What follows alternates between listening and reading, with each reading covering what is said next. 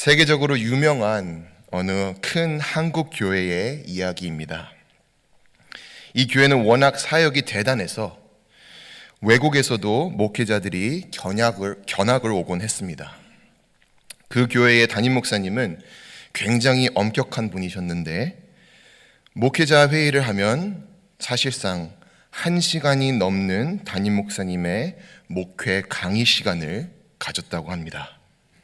강의 내용은 주로 자신의 목회의 성공담이었고 모두가 자신의 목회 경험을 배워야 한다며 교역자들에게 매번 자신의 강의를 받아 적으라고 강요했답니다. 어느 한 목회자 회의가 있던 날 어김없이 담임 목사님의 강의가 한창인데 한 젊은 목회자가 필기를 안 하고 가만히 앉아 있더라는 겁니다. 그 모습을 본 담임 목사님은 점점 화가 나기 시작했습니다. 기어코 그 젊은 남자에게 묻습니다. 자네는 왜 안 적나? 내 강의는 명강의일세. 이거 어디서도 들을 수 없는 자네를 위한 특권의 시간이야. 하지만 그 젊은이는 아무 말 없이 그냥 목사님만을 빤히 쳐다보기만 했습니다. 더 이상 참을 수가 없었던 담임 목사님이 교회 수석 목사님을 불러 물었습니다. 저 사람 대체 누구야? 이름이 대체 뭐지? 그랬더니 수석 목사님이 당황한 표정으로 귓속말로 말했답니다. 목사님, 저분은 중국에서 온 외국 손님입니다.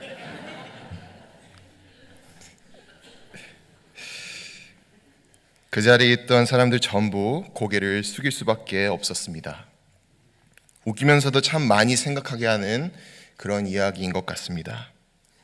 사실 우리도 이와 비슷한 모습일 때가 많지 않나 하는 생각을 하게 만드는 이야기입니다.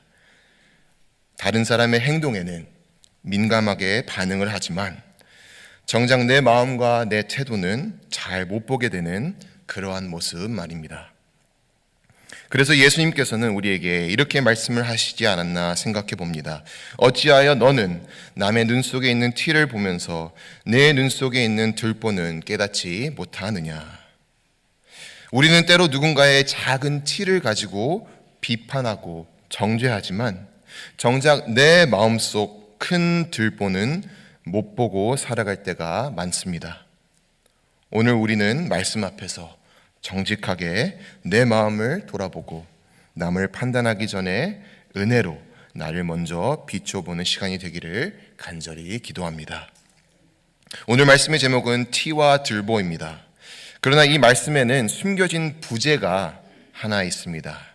부제목은 바로 우리는 정죄할 자격이 없습니다입니다. 저는 말씀을 준비할 때면 제가 하는 트레이닝이 하나 있습니다. 정해진 본문 말씀을 일주일 동안 묵상하면서 그 말씀을 직접 살아내려고 노력을 합니다.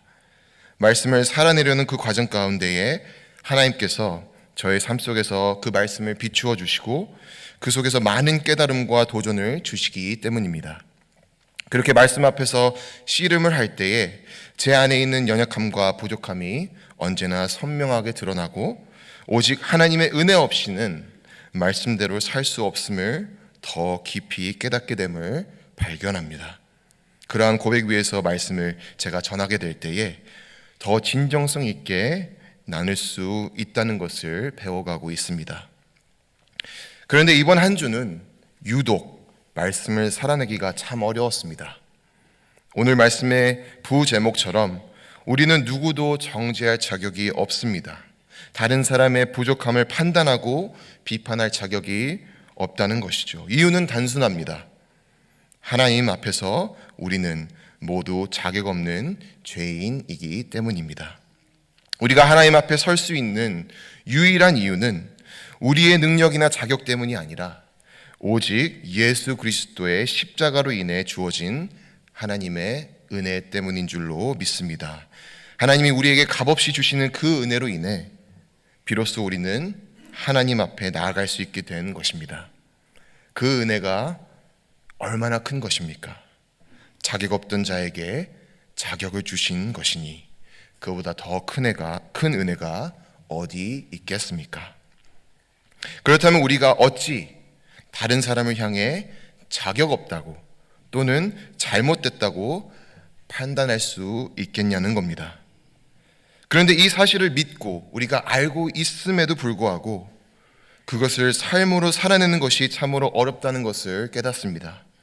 이번 한 주 동안 저는 얼마나 많은 판단과 정죄를 하며 살아갔는지 제가 여러분께 다 말씀드릴 수는 없습니다. 말씀드리면 여러분께도 시험이 되고 저에게도 시험이 될 것 같습니다.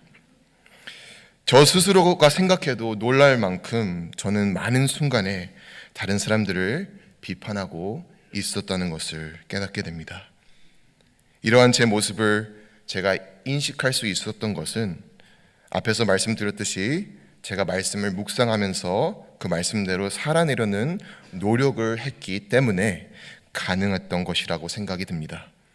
단 일주일간의 그 기록만 봐도 이렇게나 많은 판단과 정죄를 제가 했다면 제가 평소에는 얼마나 무의식적으로 남을 판단하며 살아가고 있었을지 정말 생각만 해도 두렵고 끔찍하다는 생각이 들었습니다. 더 무서운 것은 그렇게 깨달은 후에도 여전히 습관처럼 판단하고 정죄하고 있는 제 자신을 발견했다는 것입니다. 그럴 때마다 저는 저의 연약함과 이 죄악된 본성을 뼈저리게 느끼게 됩니다. 내 힘으로는 안 되는구나. 아무리 애써도 누구를 만나기만 하면, 고개를 돌리기만 하면 아주 습관처럼 판단하고 정죄하게 되는 내 속사람은 결코 내 의지로는 고칠 수가 없구나. 그래서 저는 십자가 앞으로 나아갈 수밖에 없었습니다. 제 속사람을 바꾸실 수 있는 분은 오직 주님밖에 없다는 사실을 다시금 고백하며 자복하는 마음으로 주님께 엎드릴 수밖에 없었습니다. 그때서야 조금씩 달라지는 제 모습을 발견하게 되더군요. 그렇게 주님을 붙잡을 때는 남을 정죄하지 않게 되고 또 주님을 잠깐이라도 놓치는 순간에는 다시 정죄를 하게 되는 그러한 왔다 갔다 거리는 제 자신을 발견하게 됩니다. 제가 이렇게나 연약하고 부족한데 도대체 누구를 감히 판단하고 정죄할 수 있을지 이러한 생각이 들었습니다. 여러분, 이 깨달음이야말로 오늘 본문 말씀을 통해 예수님이 우리에게 주시려는 메시지가 아닐까 하는 생각을 하게 되었습니다. 주님은 우리에게 거울을 비추어 주시며 먼저 우리 자신을 돌아보라고 말씀하고 계십니다. 그리고 주님의 은혜 없이는 살 수 없는 자임을 깨닫게 해주십니다. 오늘 본문은 아주 강렬한 이미지로 시작됩니다. 너희가 심판을 받지 아니하려거든 남을 심판하지 말아라. 여기서 심판하다는 말은 헬라어로 크리누인데 단순한 판단을 넘어서 최종적인 심판의 권한을 뜻하는 그런 단어랍니다. 이 크리노라는 단어는 그냥 심판하는 그 모습만 표현하는 단어가 아니라 최종 심판의 권한을 누가 갖고 있는지, 그 최종 심판자의 권한자가 누군지를 가르쳐주는 뜻 또한 담겨져 있다는 것입니다. 여러분, 이 권한은 누구에게만 있습니까?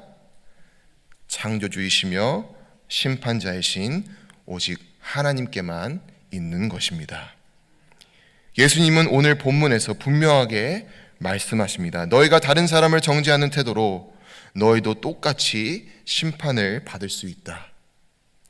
이것은 단순한 경고가 아니라 우리가 잊지 말아야 할 중요한 영적 원리를 말씀하시는 것입니다. 다시 말해 우리 모두는 하나님 앞에서 심판을 받을 존재들이며 스스로도 심판의 대상이라는 사실을 잊지 말라는 것입니다. 나는 괜찮은데 저 사람은 왜 이래? 왜 저렇게밖에 행동을 못하지? 정말 이해할 수 없는 사람이야. 우리가 다른 사람을 향해 이런 마음을 품고 비판할 때 예수님은 우리에게 이렇게 말씀하신다는 겁니다. 하나님 앞에서는 너도 그 사람도 다르지 않다. 결국 우리는 모두 자격 없는 죄인이며 누구 하나 예외 없이 하나님의 자비와 은혜가 아니면 살 수 없는 존재라는 것입니다. 오히려 하나님의 은혜로 살아가는 자는 은혜로 다른 이를 대해야 한다는 그러한 복음적 윤리를 이해할 수 있게 됩니다. 사랑하는 교우 여러분, 우리가 누군가를 정죄할 자격이 없는 이유는 우리 자신이 하나님의 자비로만 살아가고 있는 존재이기 때문 아니겠습니까? 우리가 은혜로 살고 있다면 마땅히 그 은혜의 시선으로 세상을 바라보고 그 은혜의 감격으로 우리의 이웃들을 대해야 하지 않겠습니까? 그러기에 오늘 3절 말씀, 어찌하여 너는 남의 눈 속에 있는 티는 보면서 내 눈 속에 있는 들보는 깨닫지 못하느냐. 이 말씀은 단순한 자기 성찰의 권유가 아니라는 것입니다.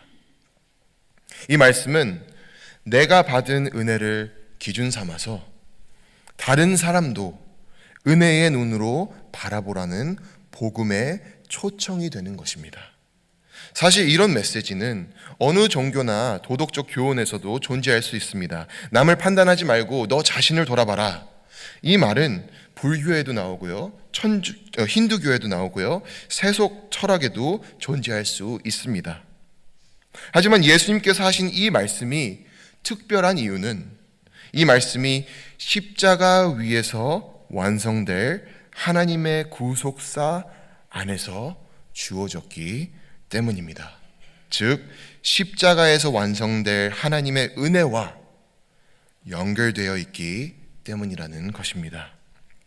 우리가 성경을 쭉 묵상하면 이 초청이 예수님께서 갑자기 만들어내신 새로운 윤리가 아니라는 것을 깨달을 수 있습니다.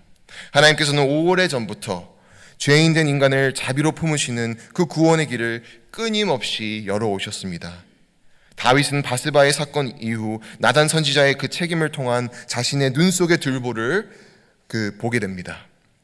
그리고 시편 51편을 통해 하나님께 용서를 비는 기도를 드립니다. 아 하나님, 내 속에 깨끗한 마음을 창조하여 주시고 내 속을 견고한 심령으로 새롭게 하여 주십시오. 자신이 받은 하나님의 용서 앞에 다윗은 더 이상 타인을 정죄할 수 없는 자리로 나아가게 되었다는 것입니다. 또한 구약 전체에서 하나님은 심판보다 자비를 더 원하시는 분이라는 것을 드러나게 됩니다. 호세아 선지자를 통해서도 말씀하십니다. 호세아 6장 6절에 이렇게 기록합니다. 내가 바라는 것은 변함없는 사랑이지 제사가 아니다. 불살라 바치는 제사보다 너희가 나 하나님을 알기를 더 바란다. 또 이것은 신약에서 예수님이 바리사인들에게 하신 말씀과 그대로 연결이 됩니다. 너희는 가서 내가 바라는 것은 자비요 희생 제물이 아니다 하신 말씀이 무슨 뜻인지를 배워라.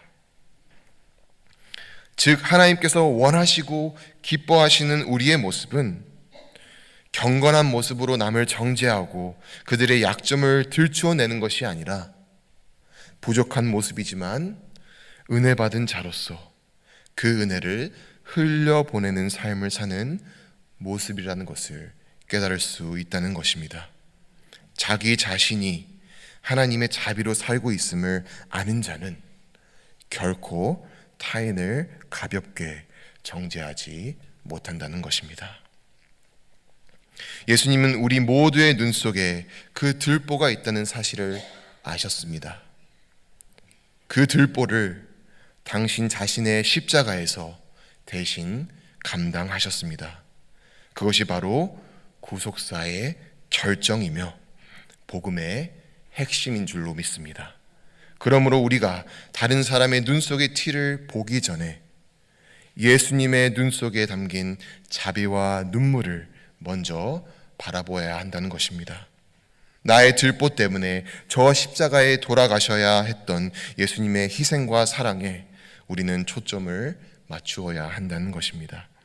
그 사랑이 우리를 변화시키고 그 은혜가 우리의 시선을 바꾸며 그 십자가가 우리를 겸손하게 만들어 다른 사람을 정죄가 아닌 사랑과 이해의 눈으로 바라보게 해준다는 것입니다. 그리고 그때 비로소 우리는 하나님의 구속사에 함께 동참하는 존재가 된다는 것입니다. 은혜를 베푸는 자가 되어 진정으로 복음을 살아내는 사람이 되는 것입니다. 예수님께서는 오늘 본문 말씀에 이어 곧바로 우리가 잘 알고 있는 아주 유명한 말씀을 하십니다. 구하여라, 그리하면 너에게 주실 것이다. 찾아라, 그리하면 너희가 찾을 것이다. 문을 두드려라, 그리하면 너에게 열릴 것이다. 이 말씀은 얼핏 보기에는 앞서 언급한 비판과 정죄의 말씀과 연결이 없어 보일 수 있습니다. 그러나 그 이면을 우리가 깊이 들여다보면 이 구절은 사실상 복음의 초청과 변화의 출발점으로 이어지는 말씀임을 깨달을 수 있습니다. 예수님께서는 먼저 우리가 얼마나 판단에 약하고 자기 의에 빠지기 쉬운 존재인지를 지적하셨습니다. 그리고 나서 그런 우리의 연약함을 직면하고 인정하는 자에게 하나님 앞에 나아가 간절히 은혜를 구하라고 초대를 하시는 장면인 것입니다. 여기서 구하고 찾고 두드리라는 말씀은 우리의 단순한 소망이나 바람을 말하는 것이 아닙니다.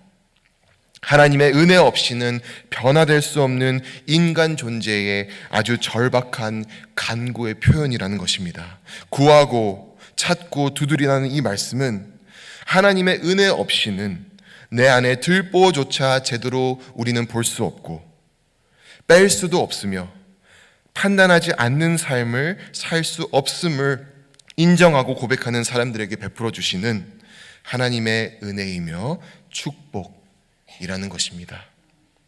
즉 마태복음 7장 7절의 말씀은 회개와 겸손으로 나아가는 그 기도의 자리로 우리를 초대하시는 예수님의 그 복음의 말씀, 그 복음의 연속선이라는 것입니다. 우리는 우리 스스로의 힘으로 들보를 제거할 수 없습니다. 우리는 은혜가 필요합니다. 그리고 예수님은 이 은혜를 갈망하고 주님께 나아오는 자들에게 결코 침묵하지 않으신다고 약속하셨습니다. 구하는 자에게 주시고 찾는 자는 찾게 하시며 또 두드리는 자에게 문을 열어주신다는 이 말씀은 단지 기도에 응답하신다는 약속의 말씀이 아니라 은혜로 변화된 삶을 시작할 수 있도록, 우리가 그 은혜로 삶이 변화될 수 있도록 하나님이 친히 도와주시겠다는 약속의 선언이라는 것입니다. 이것이 바로 복음인 줄로 믿습니다. 인간의 결심이나 의지로는 이룰 수 없는 그 거룩함의 그 자리로 오직 은혜로 간구함으로 하나님께 가까이 나아갈 때에 주어지는 그 삶의 전환, 그 삶의 변화.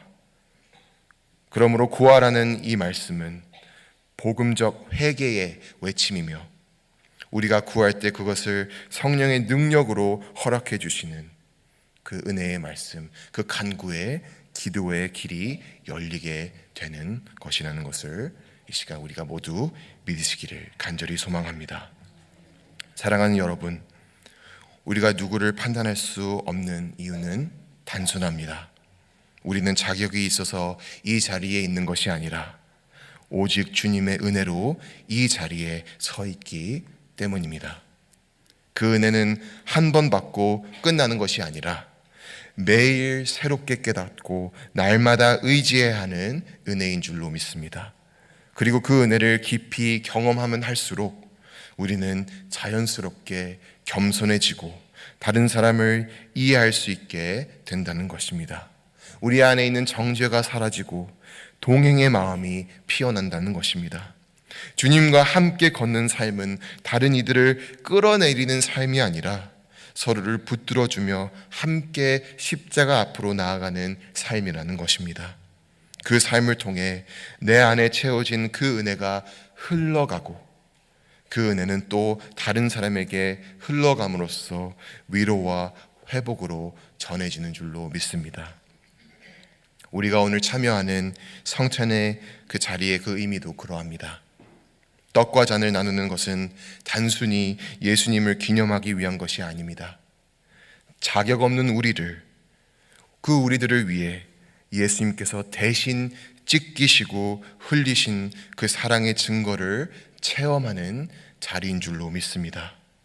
그 성찬이 우리에게 말해주는 것은 너는 자격이 없지만 내가 너를 자격 있게 했다는 주님의 선언인 줄로 믿습니다. 그 사랑을 입은 우리는 이제 다른 이의 연약함을 정죄하기보다는 품어줄 수 있는 사랑으로 자신의 들보를 먼저 주님 앞에 내려놓고 돌아보는 사람으로, 그 받은 은혜를 조용히 삶으로 흘려보내는 사람으로 부르심 받은 줄로 믿습니다. 오늘 하루 그리고 이번 한 주도 주님의 그 은혜를 기억하며 판단과 정죄가 아닌 사랑과 은혜로 살아가기를 다짐하는 우리 모두가 되기를 간절히 기도합니다. 내 안에서부터 시작되는 회개와 변화가 우리의 공동체의 기쁨과 회복으로 이어지기를 간절히 소망합니다. 주님이 주신 떡과 잔을 우리가 기억하며 그 은혜의 자리에 머무르며 은혜를 따라 사는 삶이 되시기를 이 시간 주님의 이름으로 간절히 축원드립니다.